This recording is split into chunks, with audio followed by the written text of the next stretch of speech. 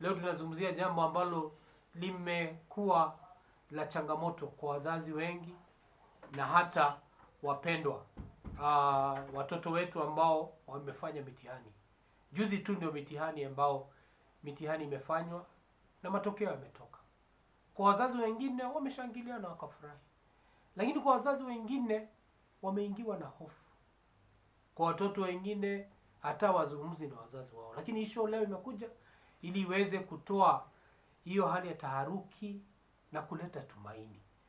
Kama kawaida, chumba cha mawaidha inawaletea mawaidha ambayo itaondoa ile hali ya kukata tamaa na kurejesha tumaini.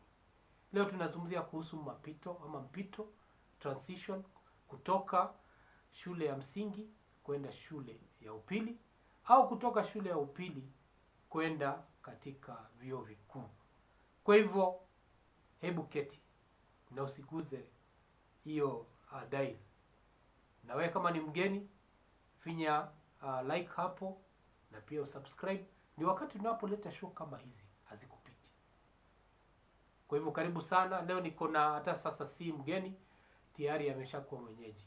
Niko na mwalimu Eliud na nataka kumpisha sasa ili aweze kuwasalimia, na ndipo bila kupoteza wakati tuingia katika mada ya leo.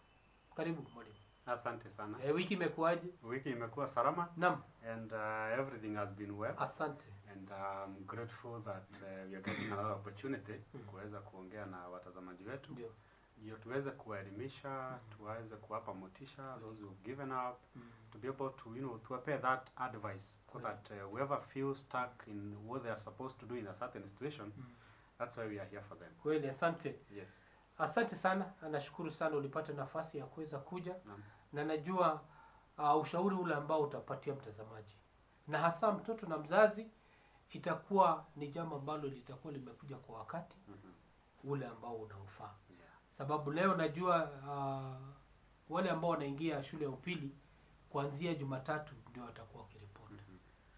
Na najua watazamaji wengine hata wameshindwa karo ya shule itatoka wapi.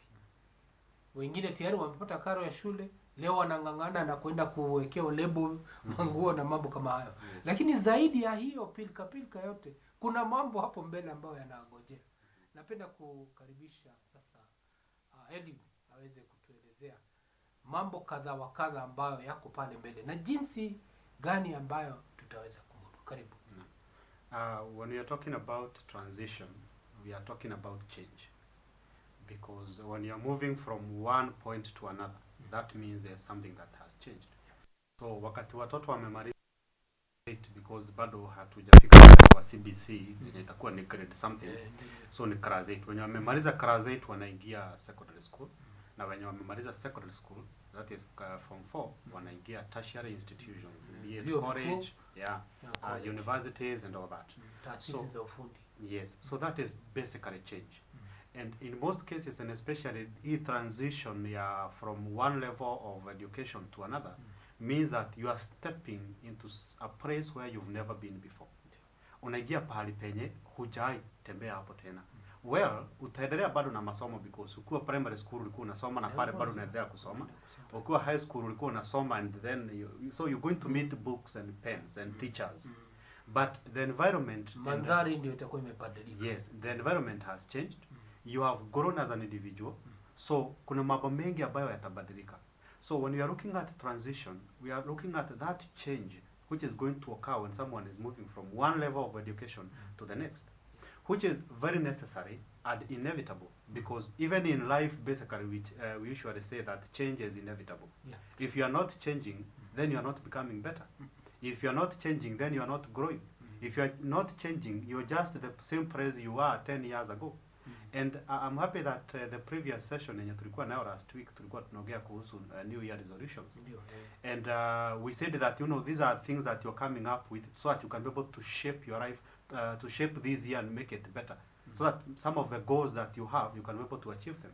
So when these youngsters, let me call them youngsters because they are young people, they are getting into the next level of education, there's a lot that they are going to meet in the levels of educations which now they are stepping into.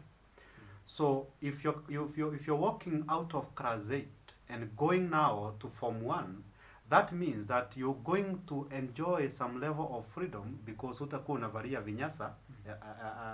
Other than, there are some high schools like Karayans and those other high schools, zile za level ya juu wanavalia vinyasa. So pale sasa hukuna kuvalia vinyasa tena if you're coming from Karazait.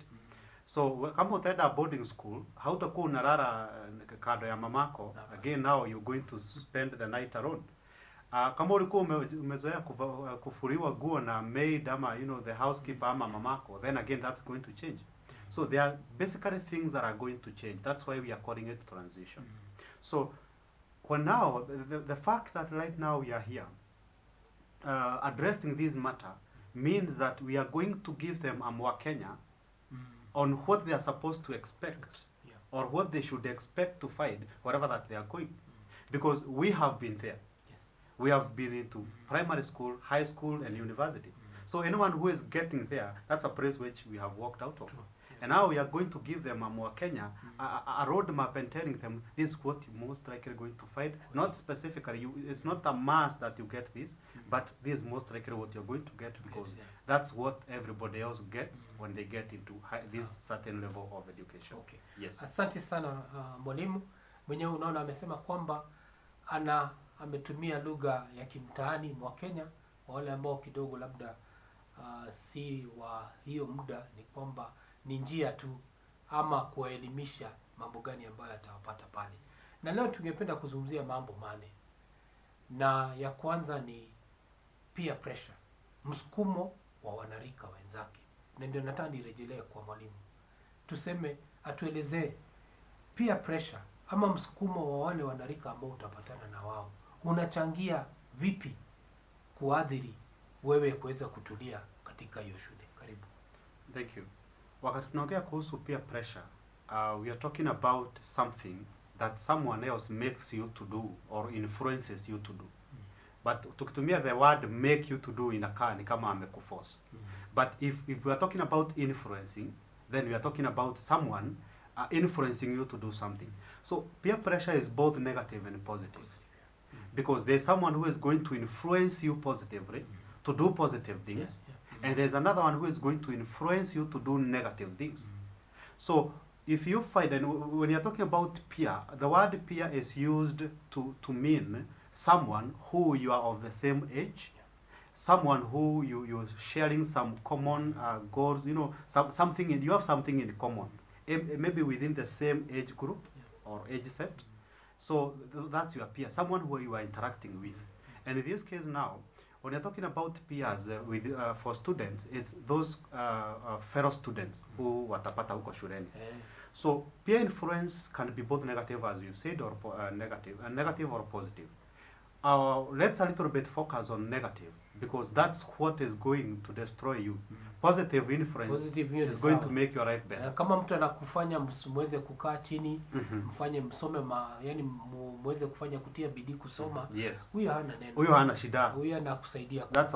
That's someone you should have. Na wewe ni lazima uweze kukaa karibu naye. Yes, and actually your focus should be, wakati sasa umefika pale shuleni, unafaa kufocus na kutafuta wale marafiki ambao watakuinfluence positively. Let's look at these other guys who are going to affect your life negatively. Because wakati umeingia pale shuleni, you are going to meet students from all social classes, from all manner of environments. So you're going to meet students who have been brought up in a different way than you have, in different environments than you have. Students who have been taught different things than you have. Talk about culture, talk about manners, talk about behavior. You're going to meet people who have a lot more of difference from what you've grown up, knowing. So when now you meet these fellow students, definitely you must interact, because we are all social beings. Yes, lazima mta-interact, lazima utamuomba kitabu, lazima utataka kusaidia kufanya assignment, lazima those kind of things. So with that interaction, then it's not a guarantee that it will only end at academics. No. Haitaishia ati pale tu ni masomo. No. At some point you're going to form some bond with other friends, and then they are not going just to be academic bonds. You're going to form some friendship. Yeah. You're going to form, some other form of interactions or relationships within that environment. Okay. So now when it goes beyond academics, there's a student who you're going to meet and they're going to tell you, unajua saa sisi kwetu hata tunavutaga tu bangi. So my dad anavuta bangi hapo, ananituma bangi. Actually my mom anauzaga pombe. So kwetu pombe si issue. So kwani pombe ni aje? Kwetu ukikuja nyumbani ukuwa mlevi ni vita, hakuna kukula hiyo siku, you see? And then this other guy is going to tell you, then wewe hujui kuenjoy maisha. Kama ukunywa pombe hujui kuenjoy. Hebu wacha hii kwanza, and it's going to start like that. So if you're not firm as a student, and then ufike huko shuleni, and you do not stand with what you've been taught by your parents or by the background that you come from, if you're not firm enough to stand with that boundary, then again, you're going to be influenced negatively. So to be able to resist that means that you must be strong in self-control. Yeah. You must also be strong in standing with that which you believe is true. You must also be strong in saying no. Because being able to say no is the ultimate of what makes us to stand to be who we are. If you present a request to me, Yes. and I have that audacity, let me say audacity, I have that capacity and the power to tell you no. That does not define me. Yeah, So I'm not going to engage. Yeah. I'm not going to interact. So that's a no. So when you get into now, especially high school, you need that power. And tertiary institutions, university and colleges. So you need that. So when you're talking about peer pressure, we are talking about other people influencing you to do things that most likely you've not done before. And now that's now where you need the power to say no to that which you know it's wrong and that which you know is going to affect your life negatively because you know. Yeah. And now to say yes to that which you know is going to benefit my life. Asante. Amezungumzia vizuri kuhusu ushawishi wa wanarika ambao wakati mwingi unakuwa una msukumo mkubwa sana.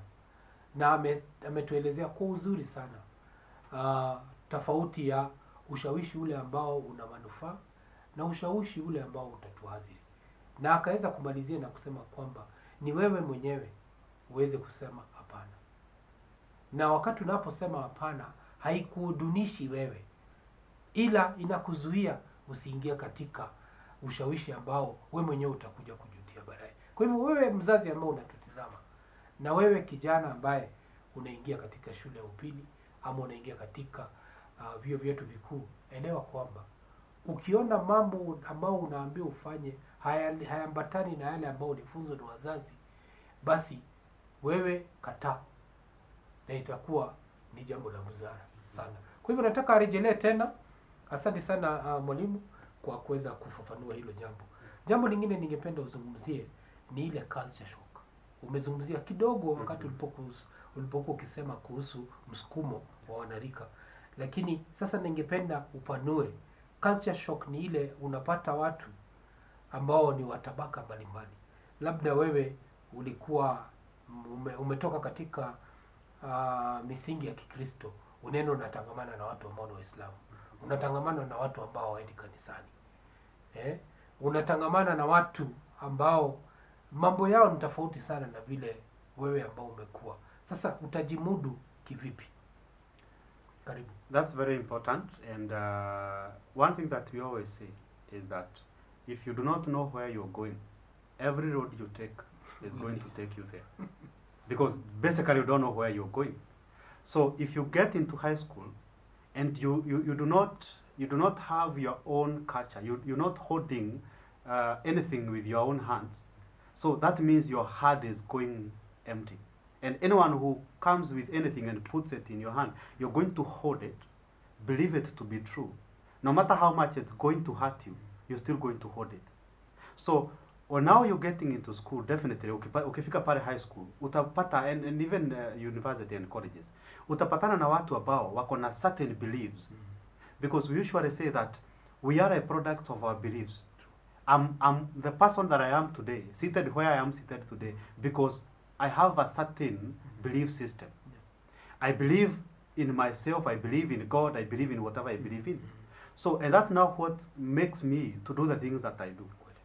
Otherwise, if I never believed in what I believed in, I would be behaving differently. Yeah.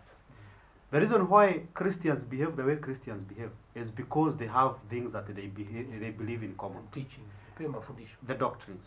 The reason why Muslims behave the way they behave is because they have their own doctrines that they believe in. And they are who they are because of that. So when you get into, when you are transiting now from high school, especially to colleges and universities, you're going to meet people who believe different things. And now it's up to you to decide whether they are going to influence what you believe or you are going to stand with what you believe. So you meet someone who is going to tell you, unajua hata ukiuza, you know, when you just sell your soul to the devil, my friend, you just be living a very soft life. So utakuwa unakuja crass na marimousine. Utakuwa unakuja crass, umetesa, umedunga, you know, you just unawakunywa kuwakunywa. Yes, you know, just sell you. After all, it's just your soul and you just be alive, you know. That's somebody who believes in that. Someone else is going to tell you that, you know, unajua university, that's actually what we believed. Some majority of students believe when you get to the university, kwamba degree ni harambe. Degree ni harambe. So we come together, we help one another to get a good grade. So tukifika pale kwa class formation lazima ujue sasa mwenye ako mbele yako anaelewa kiasi gani, mwenye ako nyuma yako, you know, you make sure that wale watu wamekuzunguka hapo they know something. Utamwangalia hivi na jicho fulani and then atajua huyo ni kuuliza anauliza, you know, those kind of things. So you're going to meet people and if that is what you do not believe in, then again you're going to meet people who have certain beliefs. So your culture, and when we are talking about culture, we are not just talking about the social behavior of your ethnic group or your social environment where you come from. No, we are not talking about the things that your ancestors used to do and the things that you've been taught by your forefathers or your parents. When you're talking about culture, we're also talking about your personal behaviors. We're also talking about, you know, because when you get into university, that's now where you're going to meet individuals who are going to introduce you to behavior such as pornography, masturbation, prostitution, and so many other things. So that's your culture. So and a culture is not inborn. Nobody is born believing there's a God. Nobody is born believing there's Mount Kenya. Hakuna. Everybody is born with a fresh mind, with just an empty mind, and everything else you learn within the environment which you find yourself in. So ukifika shule, definitely there are cultures that you're going to find in school. There are some which definitely you must adopt whether you like it or not, because that's what is going to help you to survive in the university and high school. But again, you need to ask yourself, how is this culture benefiting me? How is this culture influencing my life? Because we've said time to time again and again that everything that every young person is doing, the first question they need to ask themselves is not how much pleasurable this event is, not how much pleasurable this activity is, but how am I going to experience the consequence of this event? What is the aftermath of what I'm about to get myself into? Yes. Well, I'm about to strip myself naked because to a lecturer because I want an A. But the question is, by the end of this pressure, fine, nimepata A, then what? That's the question that you need to ask yourself. What is the consequence of what I'm about to do? So if you get into university and high school with that mentality, you're going to get out of that place a better person. But let me tell you something. The number of students who have died because of getting good grades are way more high than the students who have died as a result of getting poor grades. We are going to talk about that on a later stage. But if you get into high school, if you get into university, the next level of education, without being able to understand that you are the only person who can influence yourself, you are the only person who can change yourself, then if you not get into high school or into another level of education without that mentality, every guy who comes along the way are going to destroy your life. So you need to get there knowing that I am the one who is going to destroy my life. I am the one who is going to make my life better by the choices that I make, by the individuals or the persons that I allow to influence me. Because I, personally, I cannot influence you. You can only influence yourself. I can only provide an opportunity for you to influence yourself by suggesting something. Yeah. The fact that you've said yes Mm. means that you have affected or influenced your life personally. Mm. So mimi sijakuforce, nimekwambia twende tukavuta bagi na ukasema ndio. Ndio. So shida si mimi, wewe ndio ulisema ndio. Umefanya maamuzi. Asante. Exactly. Asante mwalimu. Tunaendelea vizuri sana leo, tunazungumza kuhusu mpito ama transitions za vijana wale wetu ambao walifanya mitihani, ambao wanatoka katika shule ya msingi kwenda katika shule ya upili, na wale ambao wanatoka shule ya upili kwenda katika shule za vyuo vikuu pamoja na taasisi za kiteknolojia na mambo kama hayo. Amezungumzia mambo mawili ambayo ni muhimu sana, ambayo huwa inachangia pakubwa sana kwa hawa vijana wetu wanapoingia katika shule zetu. Ya kwanza ilikuwa ni ushawishi kutoka kwa wanarika wenzake, peer pressure, na akasema kwamba ni vyema wewe ujielewe. Mwanzo ujielewe wewe ni mtu aina gani, usije ukashawishika kutoka kwa wanarika wenzako. Na akasema kwamba ni vyema wewe uweze kusema hapana. Wakati unaposema hapana, haikudunishi, ila inakusaidia kuweza malengo yale ambayo yalikupeleka pale shuleni kuweza kuyafikia. Alafu jambo la pili amezungumzia kuhusu culture shock. Wakati mwingi unaingia unapata ni mambo ambayo haukuzoea. Pale nyumbani labda ulikuwa tu na wazazi na familia, ukoo wenu kidogo, lakini sasa unaenda unapatana na watu ambao mila hata na desturi zao ni mambo tofauti sana. Mambo zile ambazo wanashabikia nyinyi hamshabiki. Sasa kidogo inakuchanganya, na ukiwa hauna mwelekeo basi utayumba yumba. Na mwenyewe akasema kwamba ni maamuzi yako.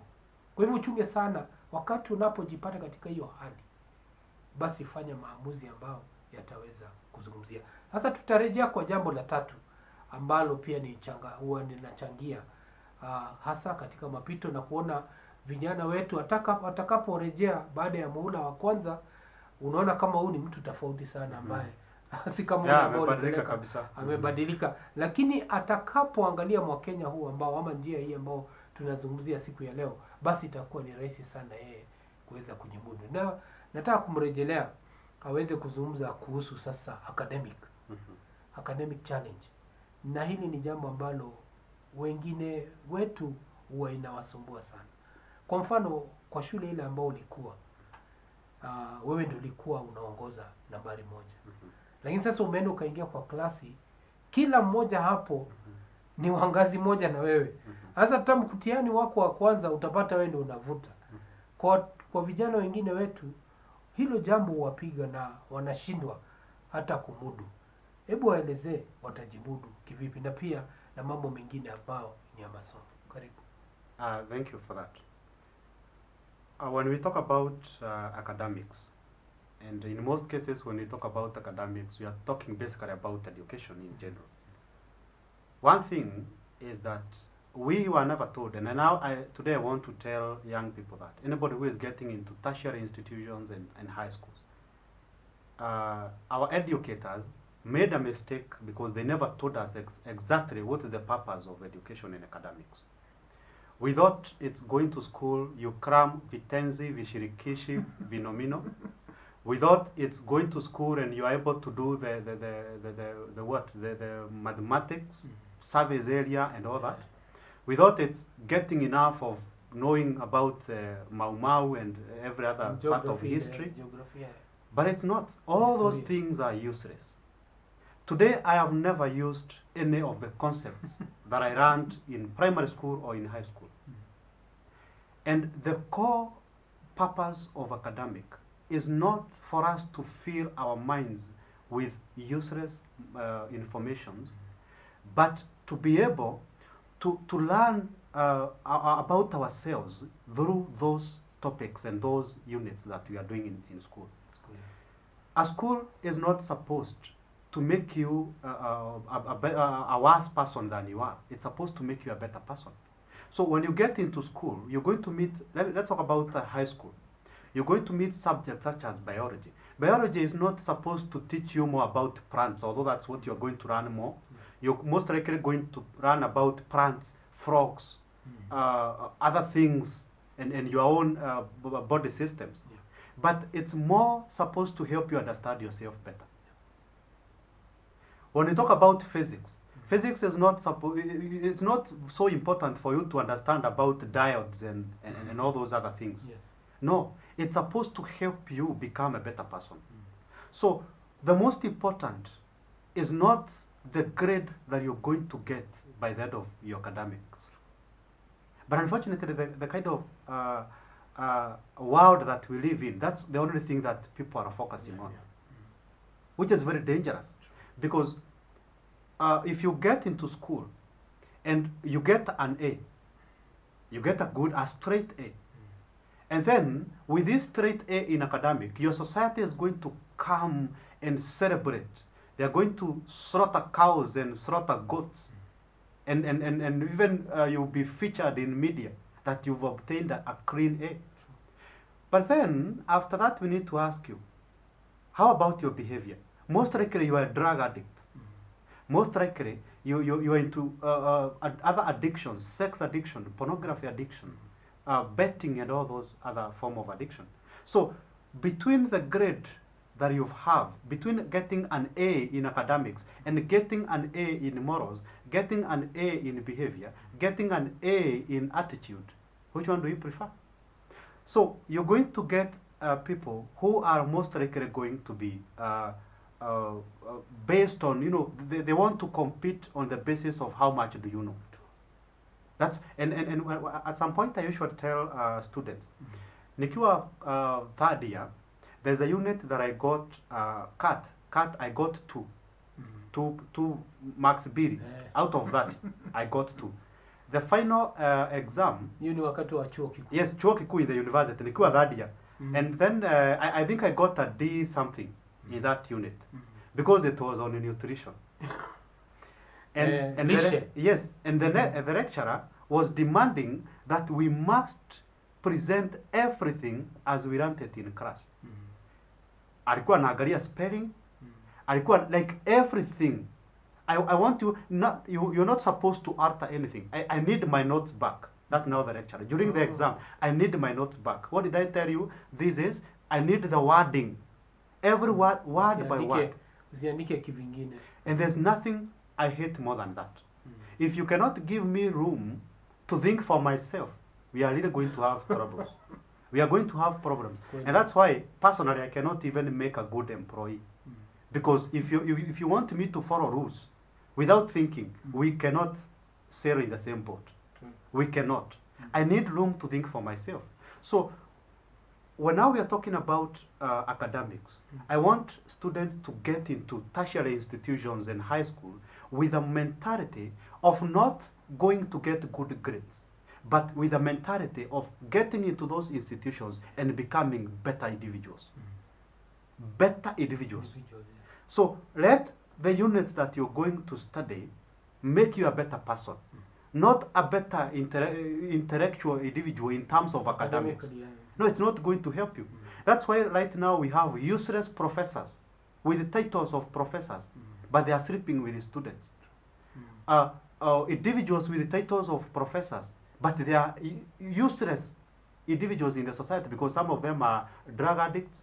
Others cannot even contribute in any way to the growth and development of the society. So the most important thing is not the grade. This is what my CRE teacher told me. She was called Madam Bor. This is what she told me. Eliud, you're going into university.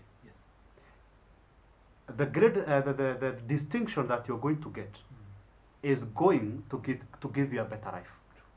But only the good morals you're going to have are going to maintain you in that position. Grades are going to give you a better life, but only your behavior is going to maintain you out there.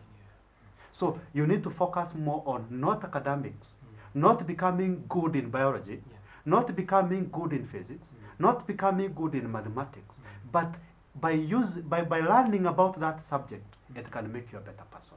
That way, you're going to benefit from academic, and you're going to be a better person. You're going to celebrate being in school. Sawa. Asante sana. Umezungumzia jambo ambalo wakati mwingine watu watilii manani. Lakini katika maisha yetu ya kutangamana na watu wengine ni muhimu sana udhaifu huo kuweza kuangaliwa kwa kina na uweze kurekebishwa kwa ile njia ambayo utakuwa ni faida katika jamii. Correct. Asante sana. Ningependa turejelee pale kwa culture na hasa social. Duru za kuaminika ni kwamba katika shule zetu za upili na katika vyuo vikuu ndio tunapata vijana wetu wakiingia katika wirabu huyu wa usagaji na ushoga. Hebu zungumzia kwa kina, ndio yule ambaye yuko mahali pale, sababu wengi wetu tunadhania tunafurahia na kushabikia kwamba mtoto wetu ameweza kuingia, lakini hatujui hatari mamba wale wako pale, mamba ya aina ya usagaji na hata ushoga huko pale. Hebu zungumzia ndio yule kijana ambaye anaenda aweze kujua hili jambo likianza a red flag, kwa kimombo wanasema a red flag. Wakati atakapoona hiyo bendera imeinuliwa, ajue basi hapa ninaingia kwa changamoto. Karibu. When we get into other environments, as you said, so these students are going to interact with different people from different culture, from different ethnic positions, from all over the world. And right now, what you are looking at in the world is a very mad generation, which is just waking up in the morning and deciding that we can change this the way we want, we can do this the way we want. And there's two sides of everything, and that's why what people don't understand, that there's always two sides of everything. Everything in this life is like a coin. It has the hand and the tail. It is not about this and that. No. It's about this or that.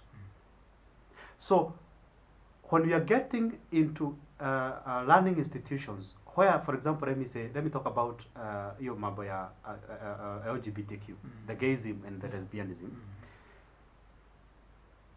They are going to interact with individuals who are going to introduce them to those kind of behaviors, because those are behaviors. And when now we are looking at humanitarian organizations in the world, not just in Kenya, advocating for such behaviors, then we need to be worried as a generation, as a community, as a society. True. Because when you look at a dog making love with a dog of the same sex, you are like, kwani I join ni male, you know? Yeah. When you Unaona kuna kasoro. yes, when you look at a bull mounting on another bull because it's on heat, without thinking and knowing that this is another bull, then you are like, hii ng'ombe hata ni ng'ombe tu, ni ujinga iko nayo. So why then are we transforming or bringing the same concept to human beings and making it seem like it's the moral thing to do? And these are things that we are introducing our youngsters into without telling them the negative effect of the same situation. As an adult, you're sitting down saying, I'm gay, I'm lesbian, because you understand what you're getting yourself into. But you're introducing the same concept to an innocent minor who have no idea that getting themselves into this LGBTQ stuff, it's going to destroy their lives. And after just a few years, because at Abua, you have the freedom to decide whether you're going to become a male or become a female, regardless whether you have male organs or female organs. And then they will be like, so I can choose to be a female? Good. After a few years, there's the same person who wants to get married. And they decided they are going to be a male 5 years ago when they were 18 years old. This boy was used by other men, because when two men have sex, then they are using the anal route. Yeah. Meaning that when this man amefika at 28 years old, and then he is like, I think I'm not gay anymore. Because being gay or lesbian is not a bad thing. Si ati ni kitu unazaliwa nayo. No. It's something that is developing later in life. Yeah. So, umefika 28 years old and you are like, I think I need to get a wife. I need to have a family. And then you have a family. And then you have been used by other men such that you know the enas. Let me just use the normal language. The enas, because that's the route that men will use, those who are gays. It's already designed to let things out, not to let things in. It's already designed for exit, not entrance. Yeah, true. So the moment now another man comes in and he uses it for entrance, then definitely they are going to destroy the tissues. They are going to destroy the zile breaks zenye zimewekwa za kuzuia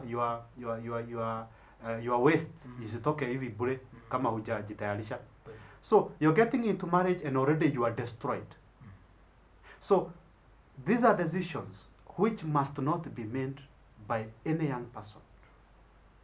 And you have no idea what you're getting yourself into. So when someone comes to you and it's a male, like for example, we meet here one day and you are like, Eliud, hey, unakaa cute, and it's you telling me that, Eliud, hey, unakaa cute leo. I'll be like, thank you. And then tomorrow you also tell, and then after that, after now we have met, you are calling me, hey Eliud, by the way, ulikuwa unakaa smart, nilikulike nini.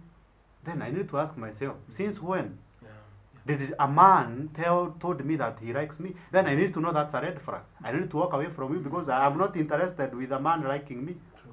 Yeah. So I need to be careful because this is something that you want to introduce me into, and if I give myself into you influencing me to get into that, by the end of the day, I'll be the one suffering the consequences, not you. True. So social interactions should only be beneficial and positive. And at any particular time you find yourself socially interacting with someone who is influencing you negatively, it's time to walk away. It's time to walk away. So those students when you wanaenda high school, mutapatana na wanaume, your fellow men in high school, in colleges, they are going to ask you to sleep with them. They are going to ask you to kiss them. They are going to ask you to touch their private parts. You need to run away like you've seen the devil as fast as you can, because it will feel good, and some of those young people are going to offer you money. Atakwambia nimesikia unafukuzwa na school fees. Sasa umefukuzwa pesa ngapi? 20,000. Sasa hiyo hata si nusu ya pocket money yenye nilipewa na mzazi wangu. So fanya hivi. So unaona usiku wewe usiende home. Unaona usiku kuja kwa kitanda yangu. Nikuonyeshe utaniguzaguza hivi, alafu nitakupatia 20,000. Haya, kukuguza tu 20,000. Si nikukuguza tu alafu ninatoka hapo. Twende nikuguze. And then you are given the 20,000. So but you do not know that this is a behavior that you are forming. The next day utaambia utaniguza nikupe 20. Utaniambia hapana, utatoa guo, and then we are going to have sex. And then ni mwanaume mwenzako anakuwa, you try to save yourself, it will not work. So we need to be careful what we are getting ourselves into. Ladies, you're also going to have girls who are going to touch your breasts. They are going to kiss you, thinking that in friendship too, you know. But you need to be careful about those form of interactions because they are going to destroy your life. Yes. Thank you so much, mwalimu. Umeweza kuzungumzia mambo hayo na umerejelea kuhusu your culture. Imekuwa ni jambo ambalo wengine wanashindwa watafanya vipi, na hata wana wasiwasi. Hata wakati mwingine inakuwa shule zingine watu hawataki kwenda hizo shule sababu tayari kuna duru za kuaminika kwamba mambo kama hayo yamekithiri na yamekita mizizi pale ndani. Asante sana kwa hilo jambo. Sasa ningependa tu ya mwisho ndio tuangalie kwa wale ambao hawakuweza sasa kufuzu kwenda. Hao nao wanajiuliza. Ndio leo Bazu umefanya vizuri kuzungumzia wale wanaenda. Na mbona sisi unataka subiri usiondoka? Mtafikiwa. Tutawafikia leo. Sisi ni wakarimu sana, tutakuwa tukizungumzia jinsi ambavyo utaweza kujikimu. Pia wewe ambaye umekosa kuweza kutransit ama kwenda kwa shule za upili ama hata university, na kwa mzazi wewe pia tungeweza kupatia tahadhari kwamba mtoto huyu alitia ama kijana huyu alitia bidii yake yote, lakini sababu moja ama nyingine hakuweza kufuzu. Ni vyema wewe uweze kutembea naye na pia uweze kumshabikia, kusema kwamba alifanya kadiri ya vile ambavyo ilihitajika, lakini hakuweza kufuzu. Kwa hivyo narejelea kwa mshauri na saha wetu Eliud, na leo sasa atazungumzia kuhusu spirituality. Uungu wetu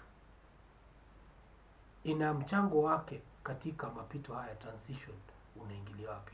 Tumezungumza kwamba kuna wakati amezungumza kwamba nitauza nafsi yangu. Kwa nini? Na hiyo inaingia ni kwamba kuna mtu ambaye ameshawishi. Uko pale umejibanza pale kwa kona, hata kasoda huwezi nunua, anakuambia mbona unakaa hivi? Hizi vitu unaweza pata. Lakini anakuambia kama mmoja alitoa ushuhuda kwamba alienda akazungumza na msichana mmoja, alikuwa anaonekana kana kwamba ana pesa sana. Na akatamani. Lakini akamwambia kuna mahali nitakupeleka na hapo ukishaingia huwezi rudi. Akasema mimi sijali, bora nipate lakini kumbe ni nafsi yake alikuwa anauza. Kwa hivyo ningependa nirejelee kumshauri nasaha wetu aweze kutuzungumzia msingi wa kiroho kwa yule ambaye anaenda katika shule ya upili ama katika vyuo vikuu. Unahitajika kuwa na ni vipi ambavyo anaweza imarisha wakati atakapoingia katika hiyo shule ya upili. Karibu. Yes, thank you. So, for starters, we are spiritual beings. And being spiritual is our business as human beings. Whether you believe in a cow, as Indians do, whether you believe in Mount Kenya, God of Kirinyaga, whether you believe in a God in heaven, whether you believe in yourself, by the end of the day, you believe. And we are social beings, such that, we are spiritual beings, such that now we must be taking care of our spirituality. So, when you feed your body, without feeding your the natural you, because when God created us, He created a spirit in us, and just like anything else, you must feed that which is within you. The same way we feed our body with cabbages and meat, yes, is the same way we need to feed our body with whatever materials that our spirituality or religion dictates that we do.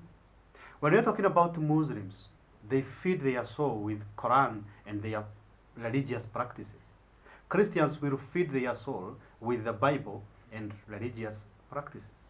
Whether you are an atheist or whoever you are a spiritual being by the end of the day. True. Let's talk about Christians. Your parents have brought you up in Christianity. You know God. You know Jesus. You know everything else there is to do with Christianity. You've believed those things to be true. But now, most likely, when you get into the next level of academics, you're going to meet individuals who are going to challenge what you believe with what they believe.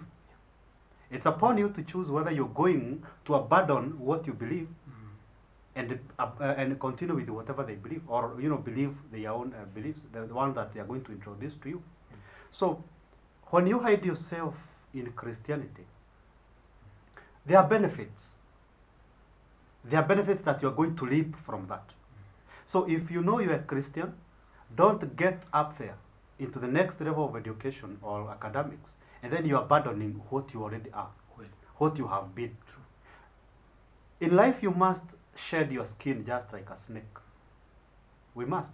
Because the way we used to behave last year, you must shed that and become a new being. And the same behavior with eagles. I hear eagles at some point, they will pluck all their feathers so that they can rejuvenate themselves. Exactly. They become new beings.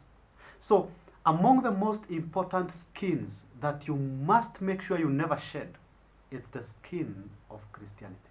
It's the skin of your religion. Shed any other skin that you feel is unnecessary.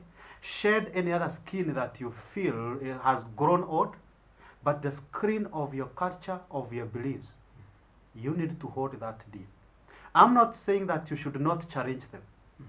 Because again, you must not be an extremist of anything. Don't be too extreme into religion, such that someone is going to take advantage of that and manipulate you, brainwash you, and take advantage of you to destroy your life for their advantage. I'm not saying that.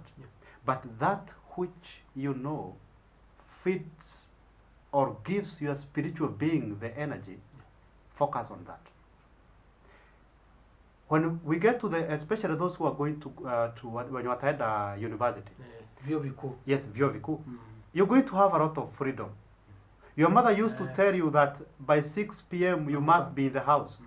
Most likely ukifika university by 6 p.m. ndio actually unatoka kwa nyumba.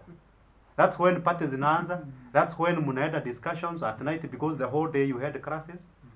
So you're going to have absolute freedom. But there's something that people don't know. Freedom without responsibility is a death wish. If you want to enjoy freedom, you must be responsible. And there's only one person actually, I think, who enjoy freedom without responsibility.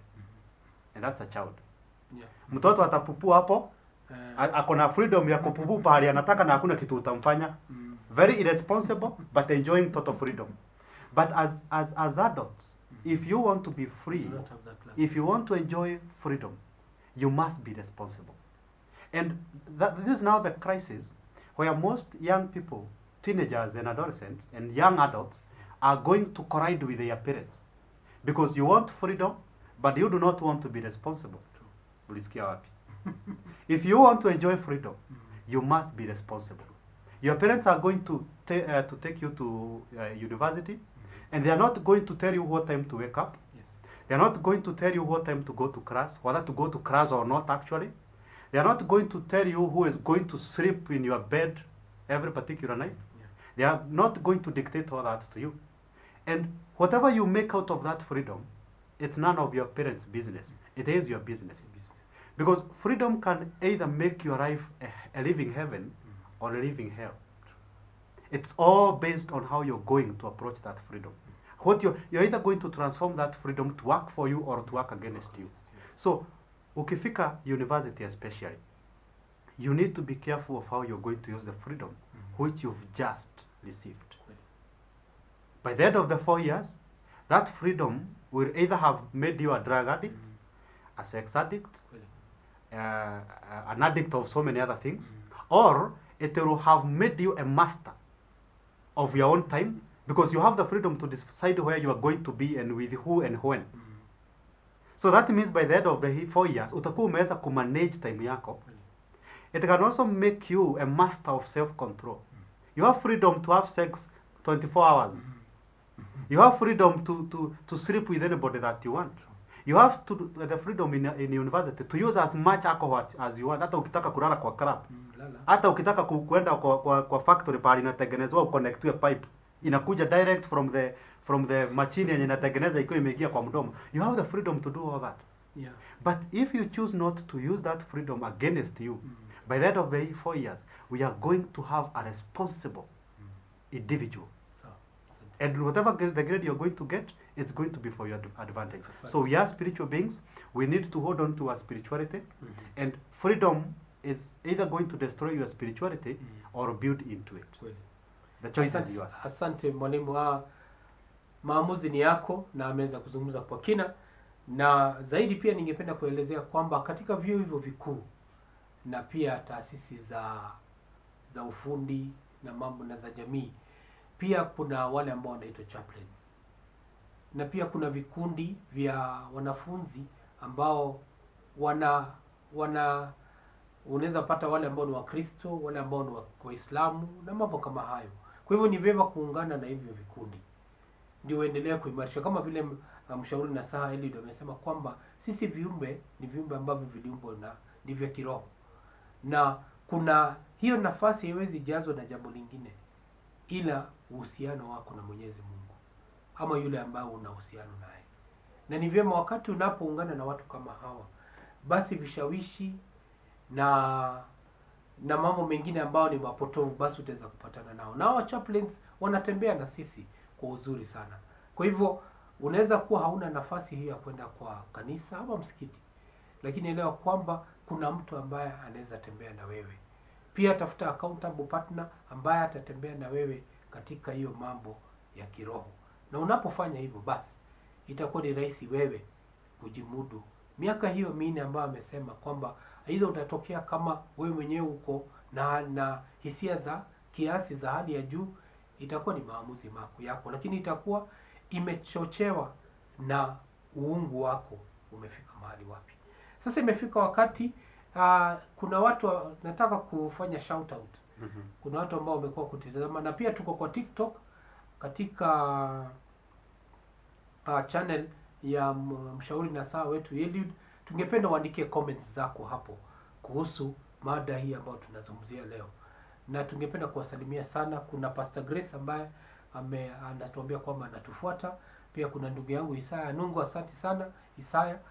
Kwa wale pia wako chini ya maji ambao wataki kuongea, pia hata na sisi tunawapatia shout out kubwa sana kwa vile ambavyo leo show imepamba moto na inazungumzia mambo ambayo ni ambao wakati mwingi hatuyazungumzii, lakini inachangia pakubwa sana kwa kufanya hata watoto wengine ama vijana wengine kuacha shule, wengine kukosa kupata alama zile ambazo zinahitajika. Unajiuliza kwani ilikuwa ni namna gani? Kumbe ni mambo haya ambayo tunayazungumza. Kwa hivyo nataka kurejea kwake aweze kuzungumza kuhusu wale ambao hawakufuzu. Na nikiangalia takwimu ni kwamba katika darasa la 8 walifanya close to 1.2 million na watahiniwa 200 ndio waliweza kupata alama 300 na kwenda juu. Wale walipata chini ya 300 ni watu 1,000,000, watahiniwa 1,000,000. Hawa wataenda wapi? Na labda nazungumza na wewe hapo, una kijana ambaye alikuwa chini ya hiyo na unajiuliza itakuwa namna gani. Basi mshauri na saa ataweza kutuelezea. Pia tukienda katika kidato cha 4 ambao matokeo yametoka tu hivi punde, ni kwamba wale ambao walipata C+ kwenda juu walikuwa ni watahiniwa 200,000 na 700,000 walipata alama ya C- kwenda chini. Wengi wao hawataingia vyuo vikuu. Sasa lazima waende mahali kama TVET. Na hilo jambo limeniguza ni kwamba wakati huu ni rahisi kwamba unaweza soma diploma ama uanze certificate, diploma na upande mpaka ufike hata PhD. Na tuna mifano ya watu wengi ambao walifanya hivyo. Wakati ulipopata hizo alama, basi ilikuwa sasa uweze kwenda ili ujifunze kuwa fundi wa mbao ama kushona, mambo kama hayo. Lakini sasa kuna mambo mengi ambayo unaweza fanya ambayo yatakusaidia hata uweze kujimudu kushinda wale ambao wataenda katika vyuo vikuu. Karibu uweze kuzungumzia hao ambao wanajiuliza itakuwaje, kwani nimepoteza. Karibu. Asante sana. I'm going to start with something that most people believe, that if I get good grades, I'm going to have a good life. If I get good grades, I'm going to have the best life. Very wrong. That's the most misplaced form of belief that anybody can have. And if for example, kuna wale wenye wanasema walianguka. And we need to start with those guys. There's someone who is saying, mimi nilianguka masomo, nilianguka whatever, the exams nilianguka. When we define kuanguka, ukiwa umekaa chini, sidhani kama utaanguka. You see? You cannot fall on the ground or you are already lying on the ground. There's someone who has been getting a D from Form 1 to Form 4. And then everybody is telling them ameanguka wapi. This person has been getting that particular grade. Kuanguka ni tuseme kwamba ulikuwa unapata A, umepata C, wewe umeanguka. Lakini wewe mwenye hakuanguka ni mwenye amepata E na from Form 1 to Form 4 amekuwa akipata hii. Wewe mtu hakuna kuanguka, ameanguka. No. The other category of people wenye wanasema wameanguka, and it is wrong, hakuna kuanguka, wameanguka. If you exhausted your potential in the grade that you got, hakuna kuanguka, umeanguka. If you did your best and you got a D-, if you did your best and you got an E, hujaanguka. Umepita with flying colors. Only that, these flying colors are personal to you. You are in your own category, but you've done your best. So, when we are defining kuanguka, we are talking about that student who had the potential to do better, but they didn't. We are talking about that student who used to get higher grades, but they didn't because of 1, 2, 3 things. So akapata grade ya chini. That's the only person who has failed. And when we are talking about failure, we need to understand that we cannot have one way to define whether you have succeeded or you have failed. Whatever you do today, I can do the same thing, succeed and you fail. So failure or success is personal. It is individualized. So when we are telling our children and our students that they got poor grades, so they failed, good, they failed in academics, but that does not mean that they have failed in life. Academics and life are two different things, totally different. They are subordinates, they support one another, but they are not the same. You can get a clean A, but be the most useless person. I'm going to tell you something. There's a certain student, I won't mention a name. There's a certain student tulikuwa tunasoma naye mimi nilikuwa high school. He got a very good grade. He was among the top 3. Sorry to say. And today, he is doing a certain job which a class 2 dropout would do confidently.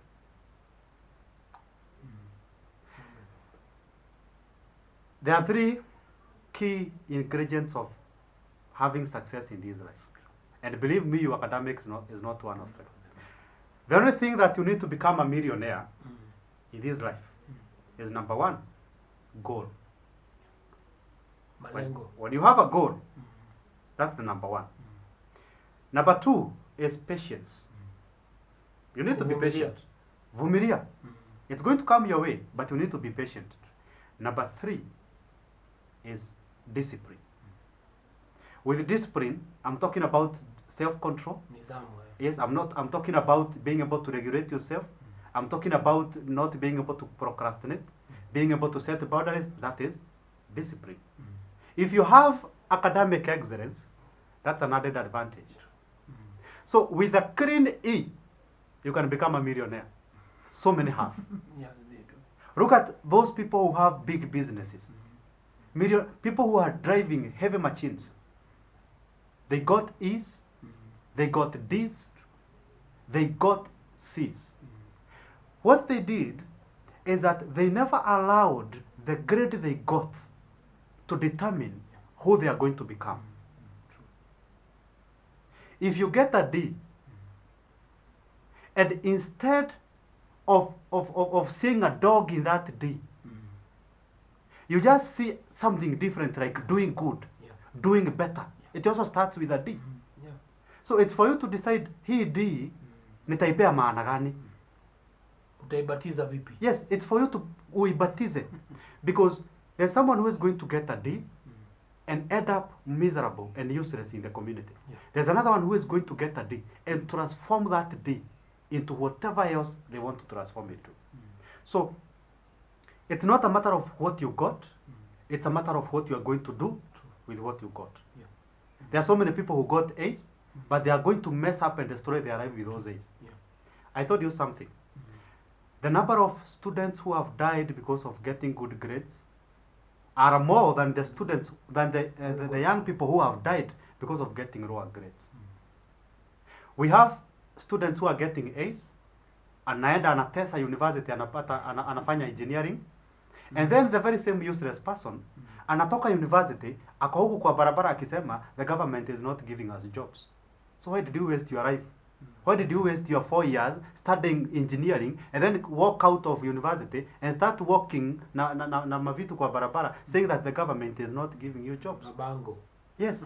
If what you wanted was a job, you would have gotten it ukiachia shule class 5.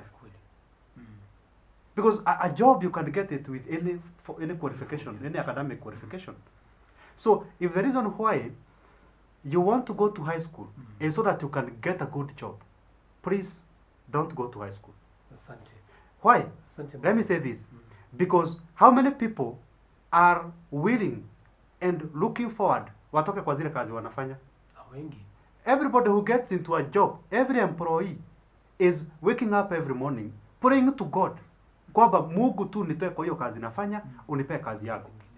And here you are, you have what it takes to start a business. Hata kama utaanza kuuza mayai.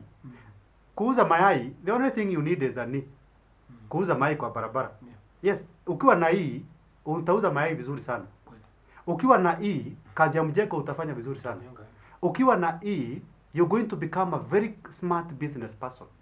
So when now you start looking down upon yourself because ya ile grade umepata, it's like that grade is the measure of who you are, then you're going to have a very miserable life.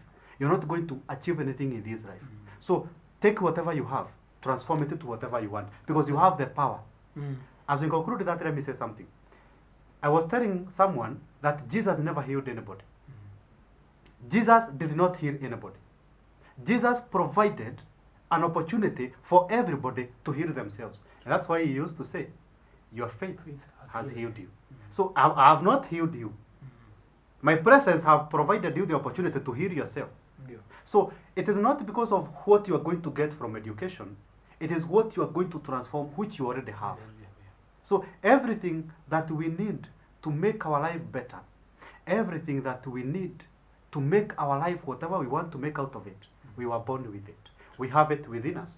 Our goal is to dig, get to understand whatever that we have and transform it to whatever you want. So kama ulipata hii, jua venye utatransform hiyo hii ikufanya millionaire.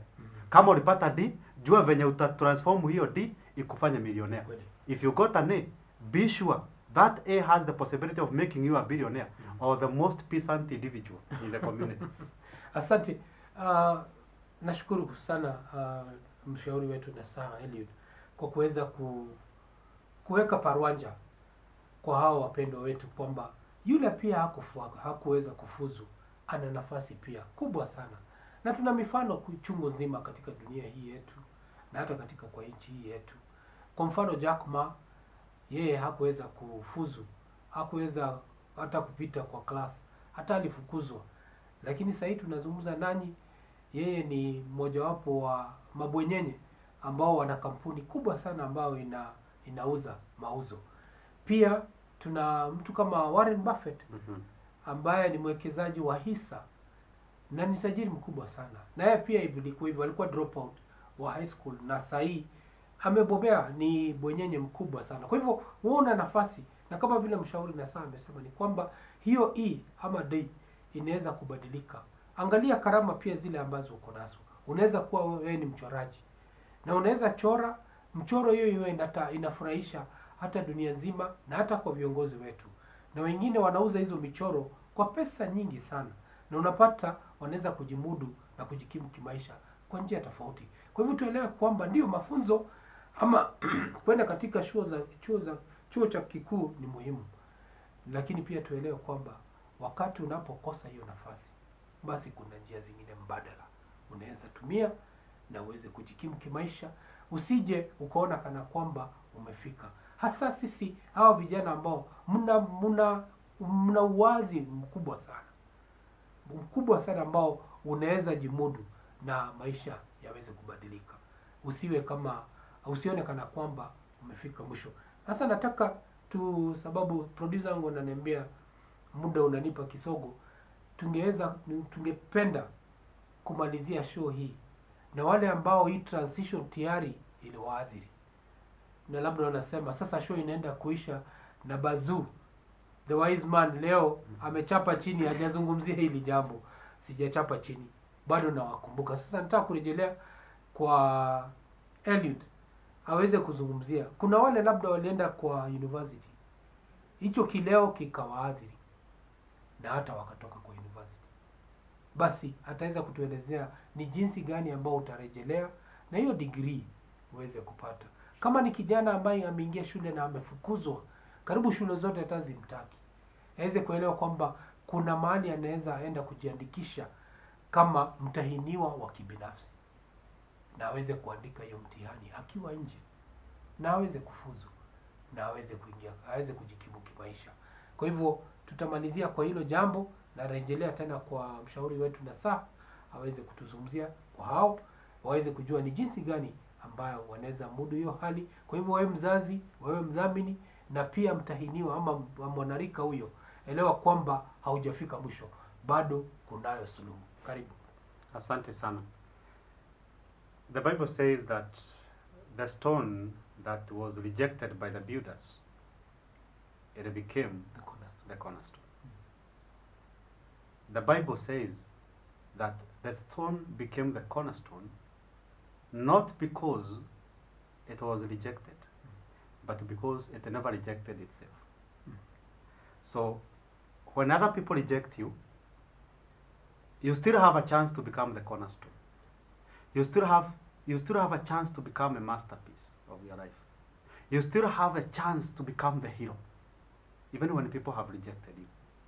But the moment you reject yourself, that's the end of you. That is the end of, there's no going back. So even if you got into high school, you messed your life up, and you feel like a mess, you feel like a scrap metal, it's time to recycle yourself. True. Smiling. Look at the wonderful work that recycled materials are doing. You collect scrap metals in the streets and you make something amazing out of them. Ile gozi yenye mnachinja kondoo mnatupa huko ndio inatengeneza viatu. The same waste product, the feces za ng'ombe na za watu zenye watu wanatupa hivyo, ndizo zinachukuliwa zinatengeneza manure. So are you feeling yourself as if you are a mess? No. Good. You are in the wrong turn. You're in the wrong place. Now, take that mess and transform it to something beautiful, something wonderful. You're feeling yourself as if you're a scrap metal. Take yourself as a scrap metal and transform yourself. Process yourself properly. Package yourself. Make something better out of yourself. Because remember what I said, that everything we ought to become and everything we want to become, the power and the raw materials of becoming everything that we want to become is within us. Yes. So if you are still breathing, that means you still have a chance to become the best version of yourself. It doesn't matter whether you are distorted. It doesn't matter whether you are a mess. It doesn't matter whether you are an addict. It doesn't matter whether you've been into 75 marriages and they have all broken. It doesn't matter whether you've taken a whole lorry of beer and all that. It doesn't matter. The point is, are you willing to pay the price of recycling yourself? Are you willing to pay the price of getting back what you've lost? Because nobody is going to give you what you've lost. Nobody is coming for you. Literally nobody. Nobody is coming to tell you to wake up in the morning and dress yourself and go to work. That's none of our business. That's your business to worry about. Nobody is going to ask you to clean yourself once you've stripped and umeanguka chini. Hakuna mtu atakuja kuambia sasa ni time ya kuamuka. No, you can lie on the floor as long as you want. We are also, sisi tuko kwa biashara zetu. Our lives are, maisha yetu inaendelea vizuri. So if you want to become an addict for the rest of your life, that's none of our business. We are going to try and help you. But if you want to stay in that mud, we cannot save you. That's over for you. So even when you do something, you make wrong choices in life, you make the wrong decisions, you still have a chance to recycle yourself. You still have a chance to redeem yourself. You still have a chance to go back to the new person that you used to be, the person that you used to know. You still have that capability and ability. So what you want to tell those young people whose lives have been messed up in the process of education, stop hating yourself. Stop hating yourself. Stop considering yourself unworthy. Because the more you say you are unworthy, the more the universe tells you you are right. If you wake up in the morning, because the universe supports everything that we say, everything that we do. You wake up in the morning, you say you are unworthy, the universe tells you, yeah, sure, you are. You tell the universe, I'm worthy, the universe, oh yes, you are. You tell the universe, I want to be poor for the rest of my life, good, you will.